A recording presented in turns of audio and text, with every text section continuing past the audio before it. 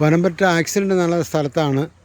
ആ പോസ്റ്റ് മറിഞ്ഞതിന് തൊട്ട് മുമ്പായി ഒരു ലക്ഷ്മി തരൂർ എന്ന് പറഞ്ഞൊരു ഒരു ഔഷധ വൃക്ഷം ഇവിടെ ഉണ്ടായിരുന്നു. വർഷങ്ങളായ പഴക്കമുള്ളതായിരുന്നു.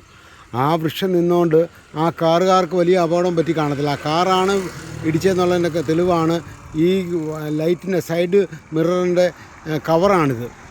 ഇത് പനമ്പറ്റ ജംഗ്ഷനിൽ നിന്നും മുമ്പോട്ട് പോകുമ്പോൾ നമ്മുടെ വില്ലേജ് ഓഫീസിന് തൊട്ട് മുമ്പിലായിട്ടുള്ള ഈ സ്ഥാപനമാണിത്. പോസ്റ്റലാണ് ഇടിച്ചത്. ഇവിടെ നിന്ന ഒരു കുട്ടികൾ പോകുന്നതിന് ഉള്ള സിഗ്നലും എല്ലാം നഷ്ടപ്പെട്ടിട്ടുണ്ട്. രാത്രിയിൽ ഇത് വാഹനം എടുത്തുകൊണ്ട് പോയതുകൊണ്ട് അവരിൽ നിന്നും പണം ഈടാക്കാൻ പറ്റില്ല. അന്വേഷിച്ചാൽ ഇത് കണ്ടെത്താനും സാധിക്കും. ഏതായാലും വണ്ടിയുടെ ഒരു സൈഡ് മിററിൻ്റെ കവറ് കിട്ടിയിട്ടുണ്ട്.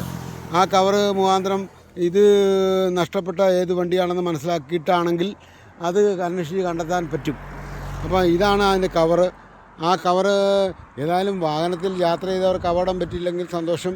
ഏതായാലും രാത്രിയിൽ വാഹനം ഓടിക്കുമ്പോൾ കൃത്യമായി ഉറക്കം വരികയാണെങ്കിൽ സൈഡിൽ ഒതുക്കി നിർത്തി ഉറങ്ങാനുള്ള ഒരു പ്രവണത കാണിക്കുകയാണ് നല്ലത്. അതായത് അപകടം ഉണ്ടായാലാണ് വഴിയിലുള്ള പോസ്റ്റുകൾക്ക് കേടുപാട് പറ്റുന്ന കൂടാതെ ഓടിക്കുന്ന യാത്രക്കാർക്കും ഡ്രൈവർക്കും എല്ലാം അപകടമുണ്ടായി ചരിത്രങ്ങളുണ്ട്. അതുണ്ടാകാതിരിക്കാനാണ് ശ്രദ്ധിക്കണം. ഇത് വളരെ കാലമായി വളരെ